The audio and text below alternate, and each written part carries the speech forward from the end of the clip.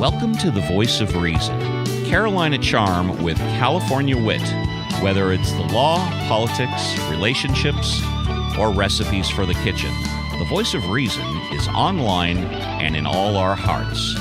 Now, please welcome the Voice of Reason, Mr. Ted Durden. Good evening, and welcome to another edition to the Voice of Reason.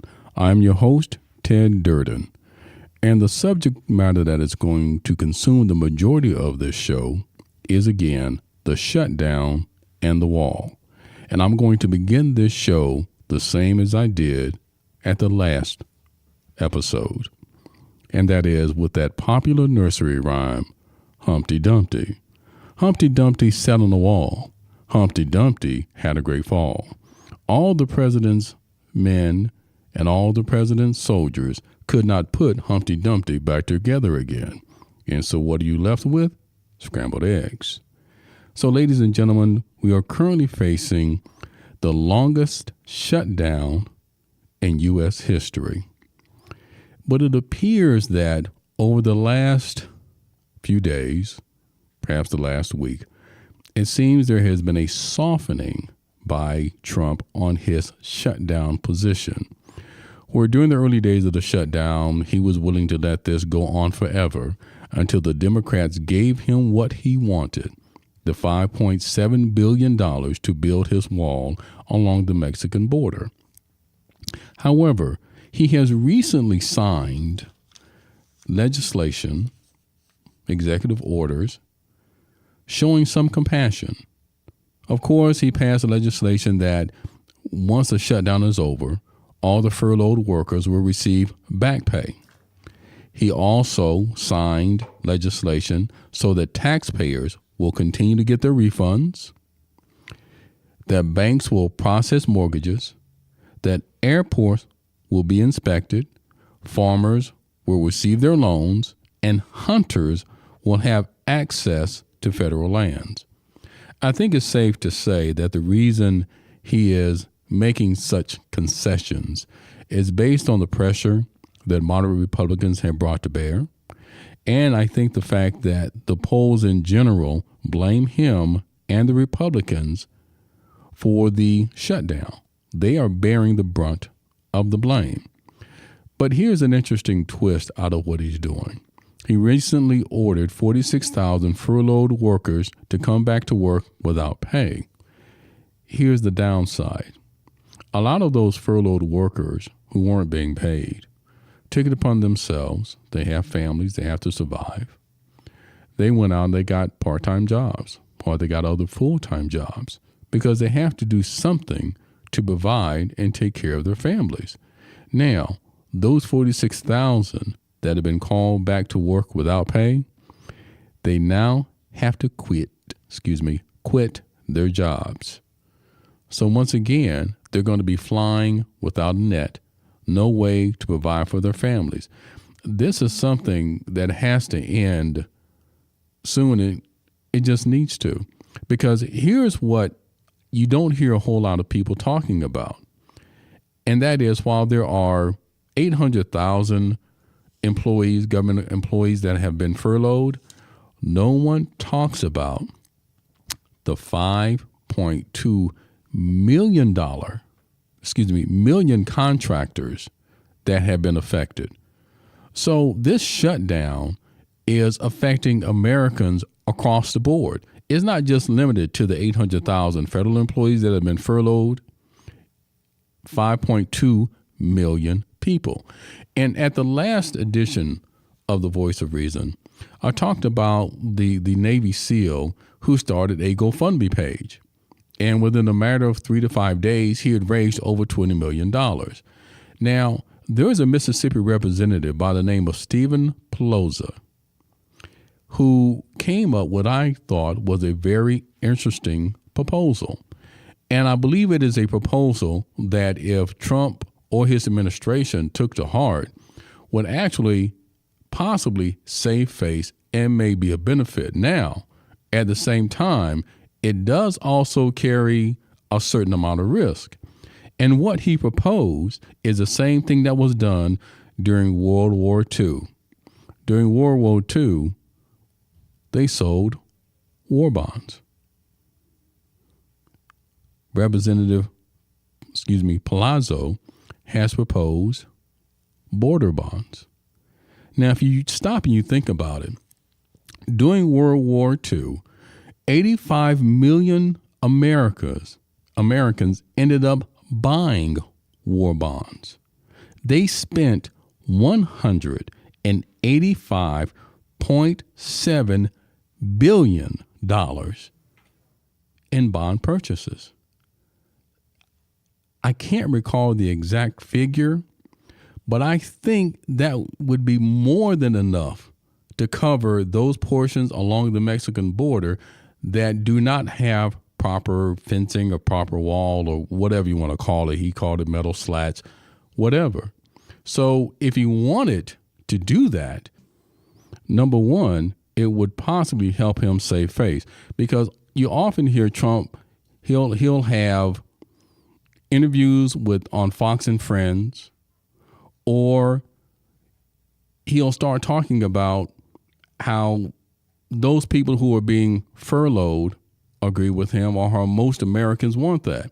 Okay, well, if that's true, here's an opportunity to put your money where your mouth is. Because if he does sign off on legislation to sell border wall bonds, then all those Americans that he claims at these press conferences support him, they'll go out and they'll purchase them. So the upside would be he could firmly prove that the American citizens at large support what he's doing. Of course, the downside would be if it did not generate the response that he had been touting for so long, and he would end up with egg on his face. But it's almost like what the retired Navy SEAL said. If every Trump supporter just spent, I think it was $20 or $30, they would raise almost the entire $5.7 billion that he's currently looking for. And if you look to expand beyond that, beyond just his base or those people that supported him, he could get almost all the money that he needed if he makes a good case for it. And that's a huge if. And I'll tell you why. A lot of times what he says isn't factually based. For instance, Trump said that, for instance, 90% of illegal drugs in this country come through the border. That's an incomplete statement. While that is an accurate statement, here's the part that he's missing. While 90% of illegal drugs do come in through the border, the part that he doesn't tell you is that it comes through legal ports of entry. For instance, like San Ysidro. There is a San Ysidro port. So there is a lot of drugs that come through that port. And the statistics are as follows. 90% of heroin, 88% of coke, 80% of methamphetamines, 80% of fentanyl in the first 11 months of last year, of 2018, came through legal points of entry. And the interesting thing is that percentage, those statistics, they were actually corroborated by Vice President Pence in an op-ed piece that he did that was published in U.S. Today. And he agreed that those drugs I just mentioned primarily enter the United States through legal points of entry. So again, they're giving you information that's accurate, but it's not complete. And I'm sorry, it's deceptive. There's a phrase that I sometimes use when I deal with my children, and that's a lie by omission. And that's exactly what this is. It's a lie by omission. And let's talk about what else he talks about. He talks about the number of murders that are committed by illegal immigrants. There was a figure that he used during his campaign. I can't remember if he had used it recently, But one of the things that he said is that there are 63,000 murders that are committed this year, every year, by illegal immigrants. And you have to excuse a chuckle because that flies in the face of accurate information. Because statistically, even if you think about it from a logical perspective, illegal immigrants are less likely to commit crime. And why? Well, it's out of fear of being discovered and out of fear of deportation. So why would they commit crimes that would put them on the radar of ICE or local police enforcement, where they know if they get arrested, they know if they get caught, they're going to be incarcerated, and as soon as their term is over, they're going to be deported. So that's why that statement doesn't make sense. Now let's look at another statistics. How can you have 63,000 murders committed by illegal immigrants per year when the total deaths that occurred in 2016 was 17,254? In 2017, it was 17,284. And that's total murders across the country. So the numbers don't jive. And where did Donald Trump get that figure from? It was actually put on a post in a blog that was written by Steve King. And we all know who he is, being the bastion of civil rights that he is. This is the senator that was just recently stripped of all of his committee duties because of the comments that he made where he feels there was nothing wrong being a white racist. It's the same guy. So so why would you rely upon his information? Why would you believe what this guy said? But for whatever reason, Donald Trump took that to heart, and as often he has a tendency to do, he believed it was gospel, and he's been parroting it ever since. Ever since. And while I do not disagree that there's a need for a wall at the border, if you look and put the numbers in its appropriate context, the number of murders that have been committed by illegal immigrants is astounding. It's 600 a year. 600.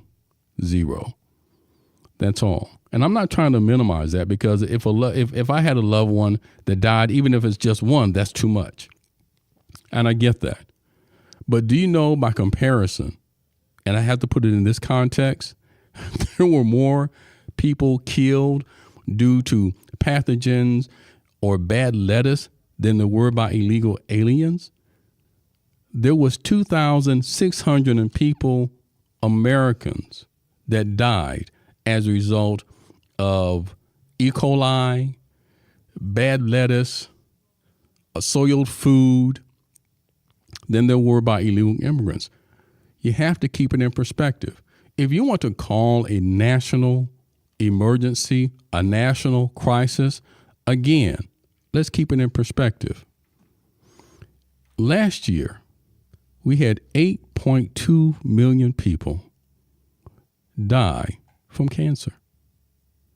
We had 610,000 people that died from heart disease and heart attacks.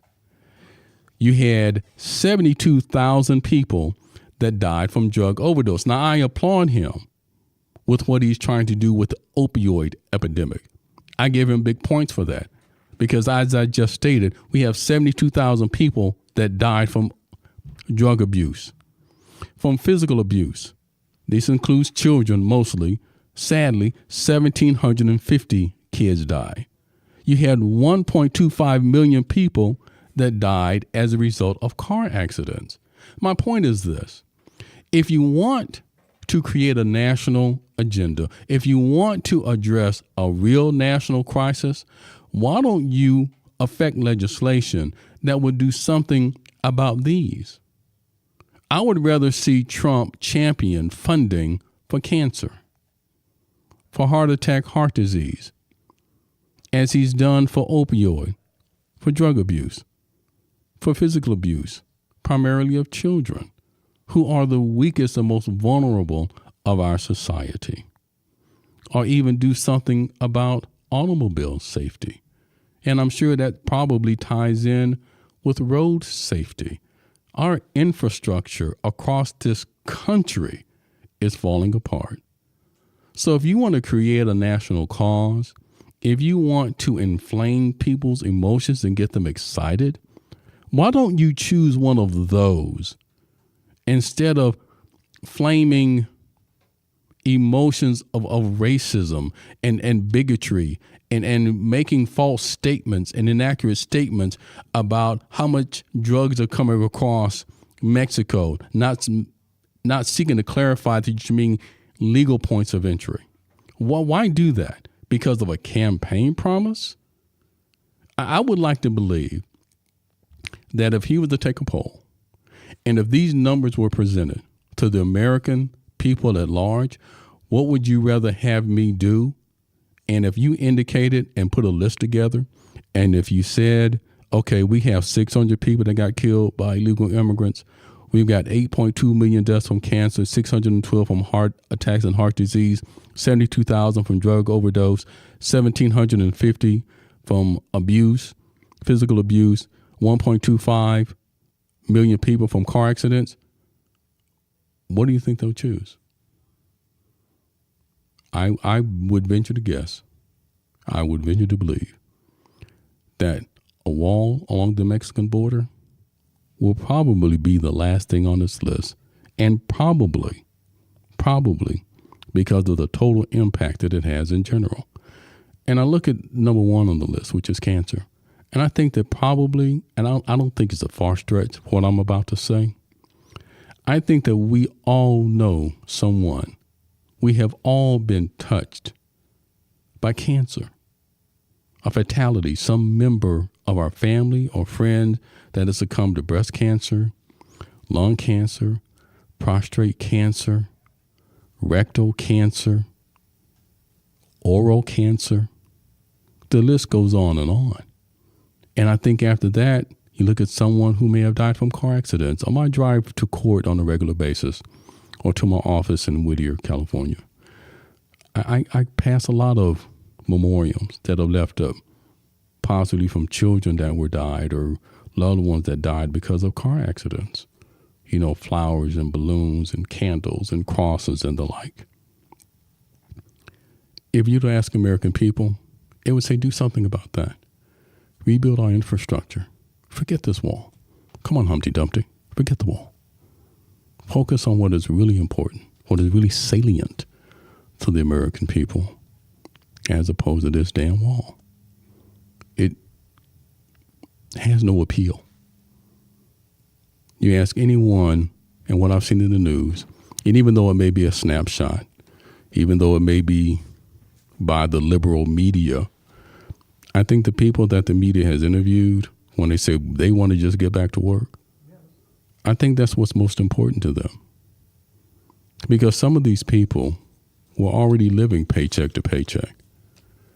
And now some of them have gotten to a point, do I pay the heat or put food on the table? Do I buy my medicine for my child, for my loved one, for my husband, for my wife? Or do I put food on the table? And the other interesting thing that as a result of the shutdown and the economic and financial problems that it has caused for a lot of these furloughed employees is that if they fall behind on their mortgage, on their rent, on their credit cards, what does that mean? That means all of a sudden they get dinged on their credit.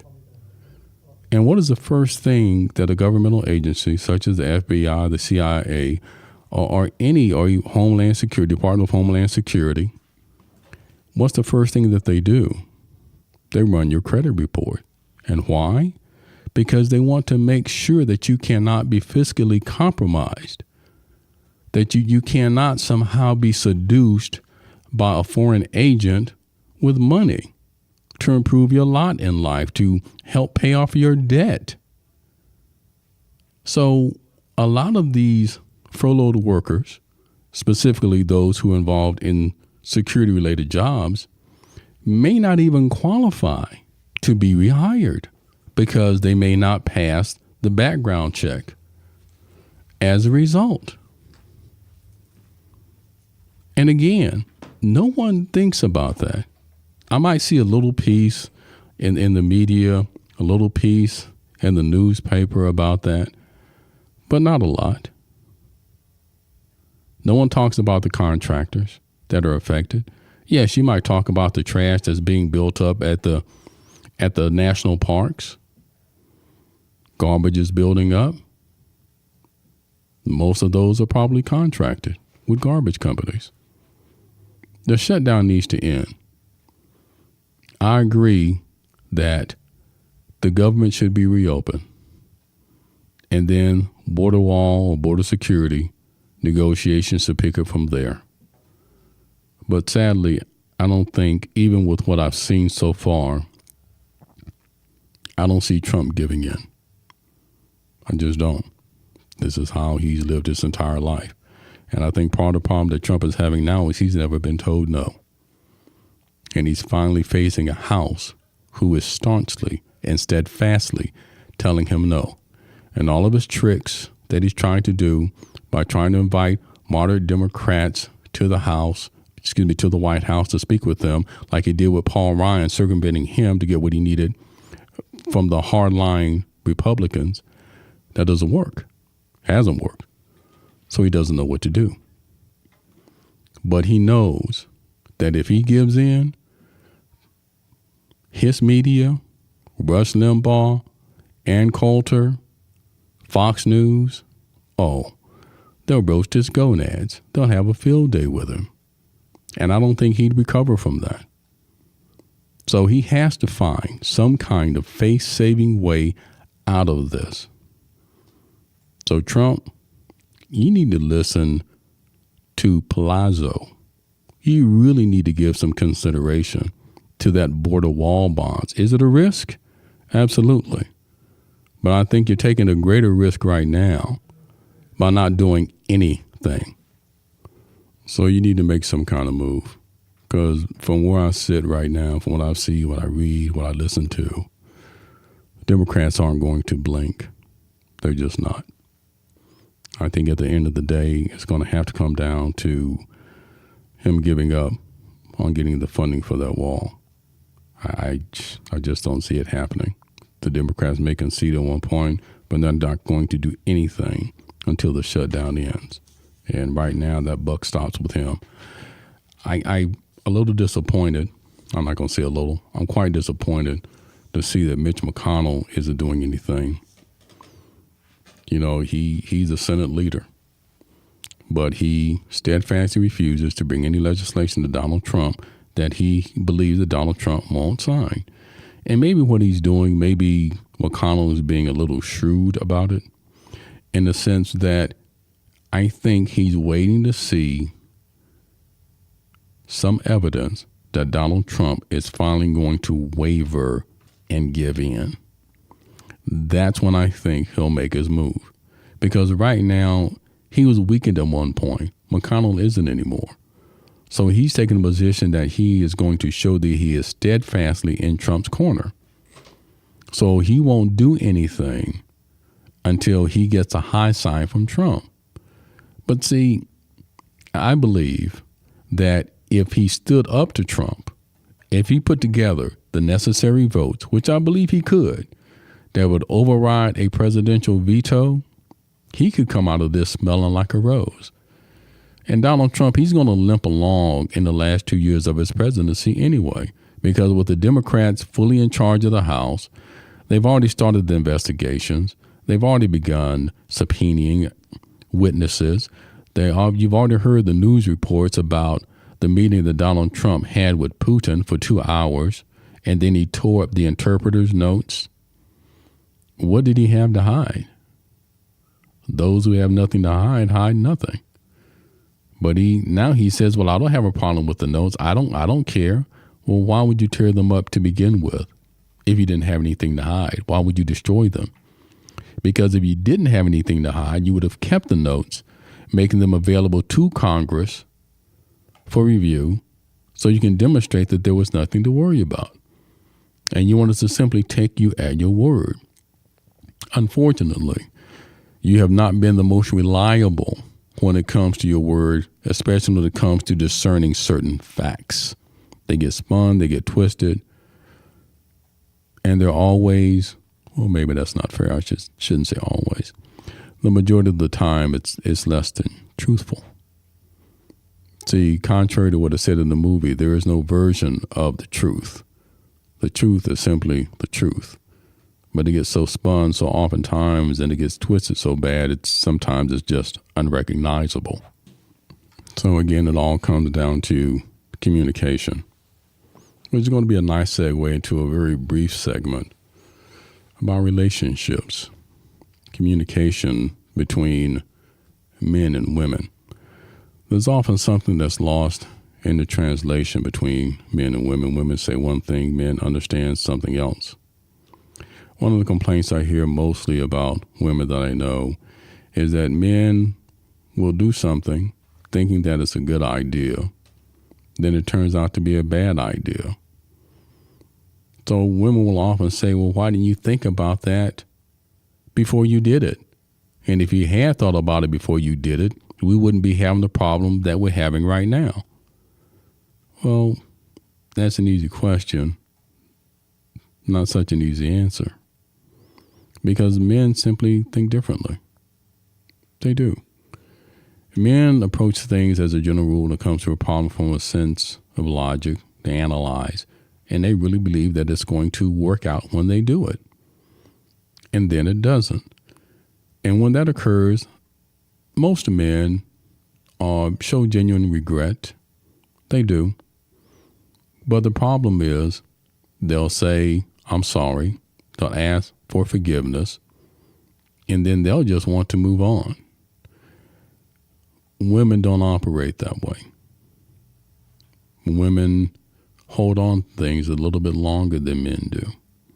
It's like you often hear men can have a fight, have a serious disagreement, may yell and scream, may even come to blows, and the next day they patch things up and they moved on. Women don't operate that way. Women hold on to anger. They hold on to grudge. They have long memories. They'll come to you and tell you about something that you did 10 years ago that you had completely forgotten about. So it's about the art of communication. And it's also about understanding what each other's currency is. My currency, for example, is acceptance. That's what I look for. To be accepted as a man that I am, in all its forms, in all its greatness, with all its warts, with all its positive, the upside, the good side, the downside, everything. That's what's crucial to me. For some women, it may be about attention, getting that part fed, being made to feel loved all the time. So again, it comes down to communication, making sure that you talk to each other openly, clearly, about what you need, about what is important to you, what is painful for you, what your buttons are that may elicit a very visceral response or painful response. So I caution men and women to open up the lines of communication. Don't listen with just your head, listen with your heart. Men have a tendency to sometimes, as they're listening to a woman, prepare their defenses, and women have a tendency to do the same thing, not as often as men, but they still do it. That is going to bring me to the end of my show. It has been a pleasure speaking to you, broadcasting to you. I ask you to tune in within the next 2 weeks while I will continue this discussion about the wall, unless the shutdown has ended. And remember, ignorance only prevails when rational people sit back and do nothing. Thank you for listening. This has been The Voice of Reason. I've been your host, Ted Durden. Looking forward to the next show. Good night. You've been listening to The Voice of Reason, hosted by Mr. Ted Durden. The Voice of Reason is produced and directed by Appellant Associates and is part of the WorkCompMatters.org podcast channel. All opinions expressed on the Voice of Reason are the sole opinions of Mr. Ted Durden and do not necessarily reflect the opinions of his advertisers or the Work Comp Matters channel. For the Voice of Reason, my name is Steve Appel.